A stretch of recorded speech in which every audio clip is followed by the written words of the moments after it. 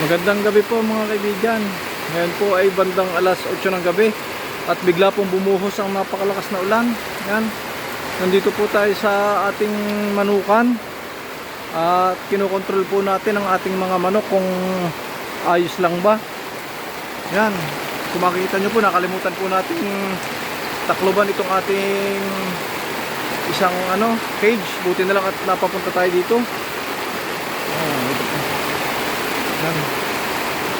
Buti na lang po at naisipan kong pumunta dito. Laban po natin.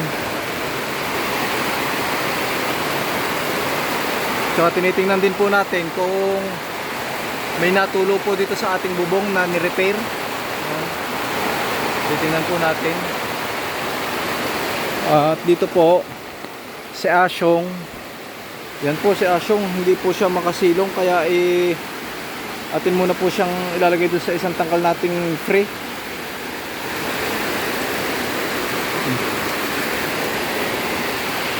Yan po, hindi po natin inaasahan na biglang bubuhos ang malakas na ulan dahil kanina naman po ay sobrang init. Ngayon po tinitingnan natin yung mga nilagay natin ng tapal na so far so good naman po yung ating mga nilagyan.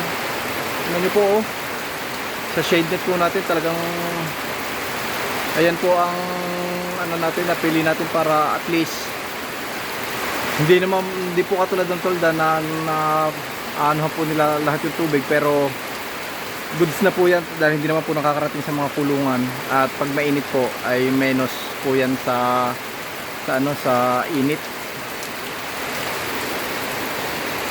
Yan, tingnan niyo po ang tubig dito lang po siya. Yan, and all goods naman po yung ating bubong. Wala naman po tayo nakikitang tumutulo so far. At ito po, kung makikita po ninyo, yan, nilagyan na rin po natin to ng mantel dahil problema nga po pag lumalakas ang ulan, nababasa po. Kung makikita nyo, basa na po yan. Kung kahoy po yan, talaga pong mababasa na yan, mabubulok po. Kaya po pagdating ng tag-ulan mismo ay inaamag po yan. Ano po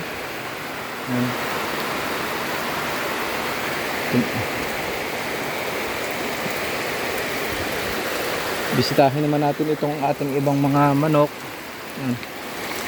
Basta tapos natin dito po.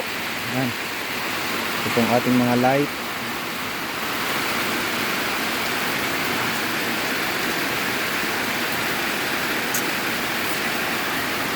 Dito po sila. At okay naman yung bubong. So far so good naman. Wala naman tayo nakikitang tulo. Dito tayo, tingnan natin si Napipay. Yan po, ito yung ating kanal na ginawa. Ayun po si Napipay. Goods pa rin naman po, hindi pa rin naman po bumabaha. Dito naman po, wala rin naman po tayo nakikitang tulo. Wala po tayo nakikitang tulo dyan. Tingnan natin sa loob. Si Yuna. Nakikita tayo. Ito si Yuna.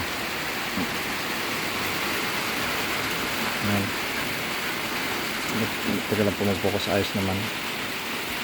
Yan po. Bigla pong humihina na. Pero hindi pa rin po tayo nakakasiguro. Tingnan naman po natin itong ating isang siyama. Ayos naman po siya dito. Although may mga patak-patak na ulan dahil kawayan lang po itong ating bako dito. Kawayan lang po yung basana. Kaya pag malakas ang ulan, napapasok po. Ito naman, tingnan naman natin si Chiki Chiki. Chiki Chiki. Chiki Chiki. Chiki Chiki. Ayos naman si Chiki Chiki, guys. Dito naman po sa ating ginawang isang brooder. Goods naman po, although basa na konti yung ilalim, pero goods naman po. Dito naman walang tumutulo. Goods naman po lahat yung ating mga manok. Ayos naman. Tingnan natin itong ating mga native. Yan po, kung makikita nyo, yan. Yan po ang baha dito. Yan. Ang galing. Para makadaan yung tubig. Yan po. Ito po, kung makikita nyo, itong matigas ang ulo nating isang puti, dito po siya nagpapaulan sa taas. Luwag na luwag naman po dito. Tinan nyo mga kasama niya, tuyo-tuyo. Siya lang po ang basang-basa. Kaya pabababain po natin. Ito po yung ating mga upgraded. All goods naman. Dito, ayos naman. Dito,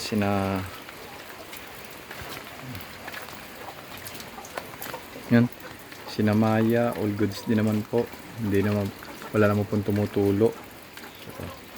Yan, itong ating mga native, kahit po ganito lang yung ating safe naman sila, although may mga parting tumutulo, pero mahalaga po hindi sila nababasa. Yan. So yan po, dito na po natin tatapusin. Medyo humihina na po ulan, isa pong malakas sa buhos, hindi po natin alam kung lalakas po ulit mamaya, pero all goods naman po ang ating mga alaga, safe naman pong lahat. Ingat po ang lahat, lalo dyan sa laging inuulan na malakas. Maraming salamat po.